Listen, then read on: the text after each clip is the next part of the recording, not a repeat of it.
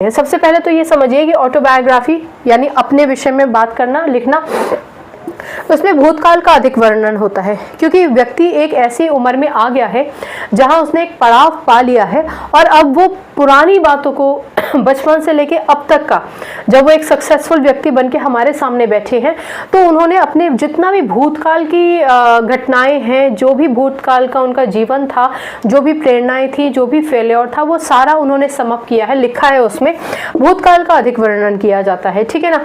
और अनुभव और लक्ष्य का अप्रत्यक्ष रूप से वर्णन किया जाता है। प्रत्यक्ष रूप से तो हमने देखा नहीं, अप्रत्यक्ष रूप से जो कुछ भी वो लिखते हैं वो ऑटोबायोग्राफी के माध्यम से हम पढ़कर उस व्यक्ति का आकलन करते हैं पर्सनैलिटी के कॉन्सेप्ट में।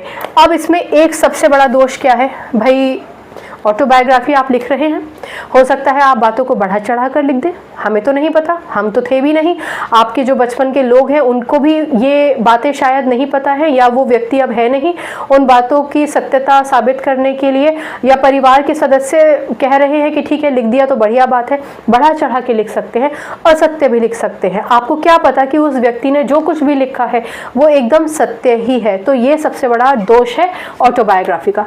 फिर आ जाता है व्यक्तिवृत्त विधि। इसका मतलब होता है कि केस स्टडी।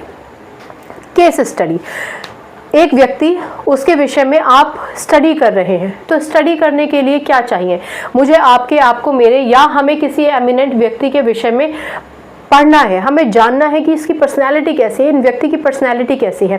हम ऑटोबायोग्राफी नहीं देख रहे, हो सकता है उन्होंने अपनी ऑटोबायोग्राफी लिखी भी ना हो, हम साक्षात्कार भी नहीं लेना चाहते हैं, तो फिर आप केस स्टडी कर सकते हैं। केस स्टडी में व्यक्ति के व्यक्तित्व के सभी तथ्यों को रिकॉर्ड किया जाता है, जितने भी तथ्य हैं उनसे संबंधित उन सभी को आप रिकॉर्ड कर लेते हैं।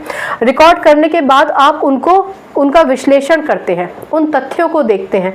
वो तथ्य उनके जीवन से संबंधित होते हैं, जिसमें सारे इमोशंस, सारी रुकावटें, सारे मोटिवेशन, सारे इंस्पिरेशन, सब कुछ आ जाता है। आप पूरा एक बढ़िया रिकॉर्ड बना लेते हैं।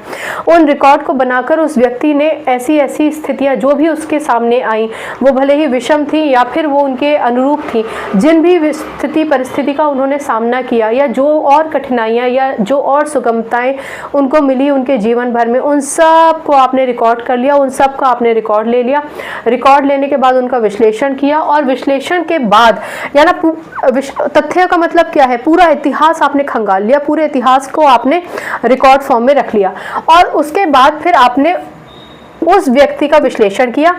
समायोजन क्षमताओं का अध्ययन किया जा सकता है। अब इसमें समायोजन कर सकते हैं, आप एडजस्ट करके सोच सकते हैं, मान के चल सकते हैं कि ठीक है ये पर्सनैलिटी इस तरीके से रही होगी, इन्होंने एक पर्टिकुलर समस्या का समाधान